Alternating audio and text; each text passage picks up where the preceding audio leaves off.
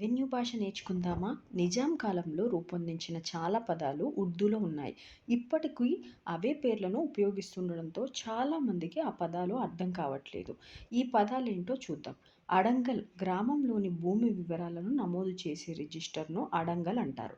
దీన్ని తెలంగాణలో పహాని, ఆంధ్రప్రదేశ్లో అడంగల్ అని పిలుస్తారు. పంచరాయి గ్రామంలో పశువుల మేత కోసం కేటాయించిన భూమి. అసైన్మెంట్ ల్యాండ్ పేదలకు ప్రత్యేకంగా కేటాయించిన లేదా పంపిణీ కోసం ప్రభుత్వం సేకరించే భూమినే అసైన్మెంట్ ల్యాండ్ అంటారు. హోమ్‌స్టెడ్ గ్రామం లేదా పట్టణాల్లో భూమి లేని కూలీలు ఇతరులకు సంబంధించిన భూములను నివాసంగా ఏర్పరచుకున్న భూములు. బంజరు భూమి ఖాళీగా ఉన్న భూమి. ఇజారా ప్రభుత్వానికి సంబంధించిన భూములను సాగు లేదా నివాసానికి లీజుకిస్తూ పన్ను వసూలు చేస్తారు. చల్క మట్టిలో ఎక్కువ భాగం ఇసుకతో ఉంటుంది. ఈ నేలలో నీటి అవసరం తక్కువ ఉన్న పంటలు పండిస్తారు. వీడియో నచ్చితే లైక్, షేర్ అండ్ సబ్స్క్రైబ్ చేయొచ్చు కదా.